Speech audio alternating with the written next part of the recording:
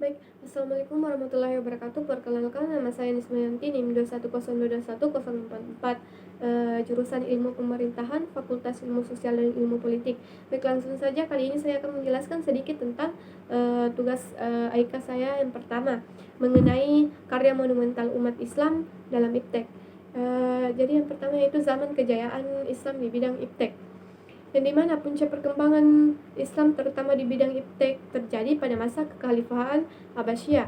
Fakta sejarah menunjukkan bahwa pada masa Daulah Abbasiyah dari tahun 132 sampai 923 Hijriah atau 750 sampai 1317 Masehi, Islam pernah menguasai dunia selama lebih dari 700 tahun lamanya. Perkembangan ilmu pengetahuan di bidang di masa Daulah Abbasiyah.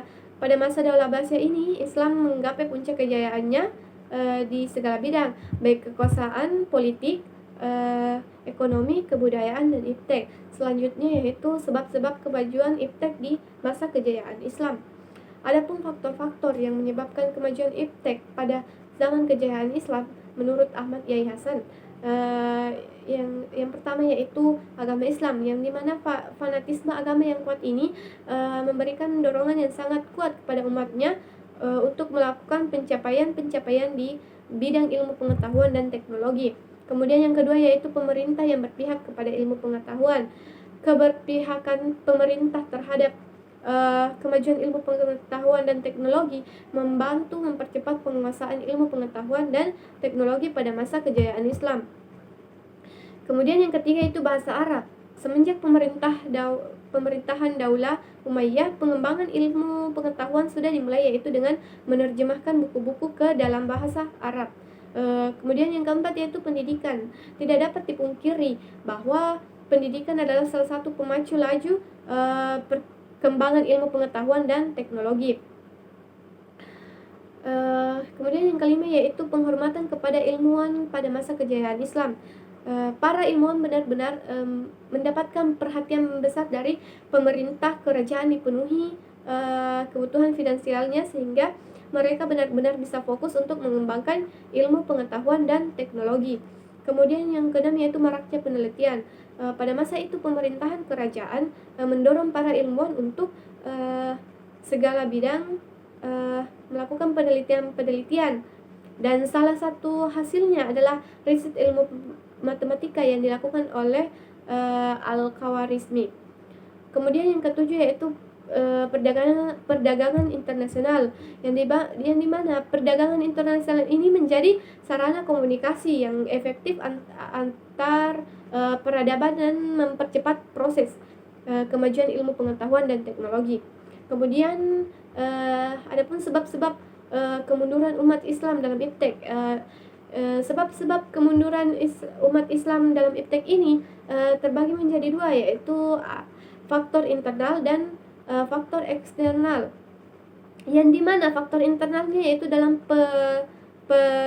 dalam pandangan Arsalan, untuk mencapai kemajuan dalam bidang ilmu pengetahuan dan teknologi, seharusnya Islam mencontoh mereka, yaitu tetap berpegang pada nilai-nilai Islam dan bekerja keras. Dengan kata lain, kemunduran Islam karena mereka tidak bekerja keras, rendah diri, mudah menyerah, dan kebanyakan mereka sudah tidak berpegang pada syariat agamanya atau Al-Quran dan As-Sunnah. Selanjutnya faktor eksternal. Faktor eksternalnya itu yaitu berawal dari kesadaran bangsa Barat tentang pentingnya ilmu pengetahuan dan teknologi. Maka mereka berusaha mengejar dan mengambil alih kemajuan ilmu pengetahuan dan teknologi dari umat Islam. Kemudian adanya fanatisme agama. Kemudian bangsa Barat yang berjiwa petualang berusaha menemukan benua baru.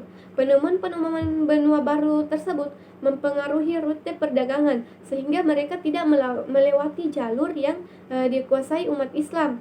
Kemudian bangsa Barat sengaja menghancurkan observatorium Islam yang didirikan oleh Taqi al-Din di Konstantinopel pada tahun 1580.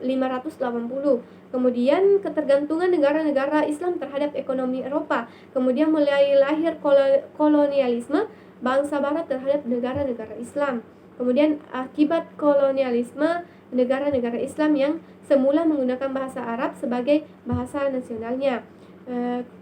Kemudian yang terakhir itu akibat kolonialisme, stabilitas politik dan kemakmuran ekonomi negara-negara Islam mulai menurun. Selanjutnya yang terakhir yaitu upaya-upaya kebangkitan kembali umat Islam dalam iptek.